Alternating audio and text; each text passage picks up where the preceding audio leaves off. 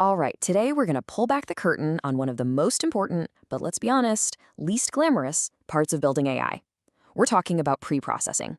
This is all the foundational work that happens behind the scenes, and getting it right is pretty much the difference between an AI model that actually works and one that's just, well, an illusion. So let's just kick things off with a huge question. Why is it that so many AI projects look absolutely amazing in a research lab or a Jupyter notebook, but then they just completely fall apart the second they hit real-world data? The answer, more often than you'd think, is all about what happened before the model even saw a single piece of data. And this quote, man, it just nails the problem perfectly. You have to remember, an AI model is a ridiculously powerful pattern matching machine, but it's also painfully literal. It can only find patterns in the data you give it and the exact format you provide. It has no way of guessing what you meant or magically making sense of messy, inconsistent stuff. And that gets us to what I like to call the myth of raw data. There's this fantasy out there that you can just, scoop up a bunch of messy, real-world information, shovel it into an algorithm, and get magic out the other side. But the truth is, raw data is chaos. And models, they need structure. They need order to learn anything useful. Think of your data like a super messy garage. In its raw state, you can't find a single tool, right? Everything's just thrown in there. Pre-processing, that's the hard work of organizing that garage. You're putting tools on the pegboard, you're labeling boxes, you're throwing out the junk. It's only after you've done all that organizing that you can actually walk in, grab the wrench you need, and build something. We're doing that exact same thing, but for our AI. So how do we actually do that? How do we take that chaotic mess of raw data and create the kind of order a model can thrive on? Well, the answer is a disciplined, repeatable process that gets our data ready for school, so to speak.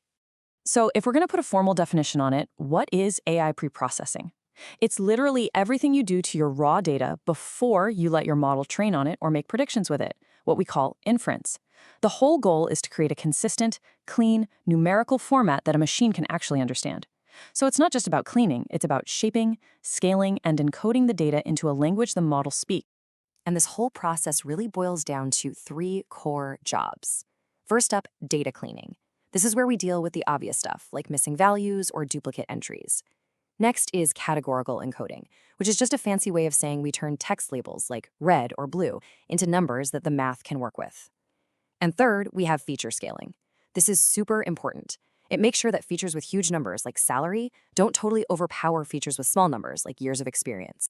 Let's just zoom in on that encoding piece for a second. A model has zero idea what the word red means. It's just letters. So we use a common trick called one-hot encoding to translate each of those words into a simple numerical vector. As you can see, red just becomes a 1 followed by 2 zeros. Now that is a language the machine can understand perfectly. Okay, but here's where our story takes a bit of a dramatic turn, because there's a really subtle mistake you can make during pre-processing that is so common and so devastating that it can silently kill an entire AI project, and you might not even realize it until it's way too late. It has a name. It's called data leakage. This is the hidden trap that makes your model look like a genius during testing, only for it to fail miserably out in the real world. So what on earth is it? Well, data leakage is what happens when your model accidentally gets a sneak peek at the answers. It's when information from the data you're supposed to be testing it on contaminates the training process. This usually happens when you do your pre-processing steps in the wrong order. So the model isn't actually learning to predict anything, it's just learning how to cheat. And here's why it's so dangerous. Check this out. In a classic example from the scikit-learn library, a model with data leakage gets an accuracy score of about 76%. Now, that looks pretty good, right? You'd be patting yourself on the back thinking you're onto something big. But the moment you fix the leakage by doing your pre-processing in the right order, the true accuracy is revealed. And it drops to 50%. That's no better than flipping a coin. The incredible performance from before, it was a complete and total illusion, all created by one simple pre-processing mistake. So how do you avoid this nightmare scenario? Thankfully, it all comes down to one golden rule. You have to remember this. Always, always split your data into your training and testing sets before you do any pre-processing. You fit your scalars and your encoders using the training data only, and then you use those exact same fitted tools to transform your test data. Now, while that risk of data leakage is pretty much universal. The specific steps you take to pre-process your data are definitely going to change depending on what you're working with. But those core principles, they always apply. This table is a great little cheat sheet for how things differ. For your classic tabular data, spreadsheets, it's all about that scaling and encoding we talked about. For text, the big step is tokenization, which is just breaking down sentences into numerical IDs for a language model. And for images, we have to do things like resize them all to be the same shape, and maybe even use data augmentation, like flipping or rotating them to give our model more examples to learn from. Okay, so you've done everything right. You pre-processed your data perfectly, you avoided data leakage, you trained an awesome model. You're not done yet.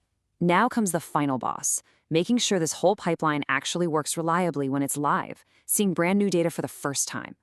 And there are two ideas here that are just absolutely vital. First is what's called train-serving consistency. It sounds complicated, but it just means that the exact same pre-processing steps you use to train your model have to be saved and applied to new data. You can't change the recipe. Second is monitoring for data drift. This is when the live data your model is seeing starts to look different from the data it trained on, which is a huge red flag that its performance is about to go down. So, to bring it all home, here's your practical checklist, your recipe for success. Number 1, split your data first. 2, fit your transforms on the training data only. 3, save those transforms, don't lose them. 4, make sure your live prediction process uses those identical steps. And 5, keep an eye on your live data for any signs of drift. Follow these and you'll be in great shape. And that leaves us with one last question to think about. Pre-processing isn't just some boring first step, it is the absolute foundation of your entire AI system. So you have to ask yourself, is your foundation solid rock, or is it a house of cards, just waiting for a gust of real-world wind to come and knock it all down?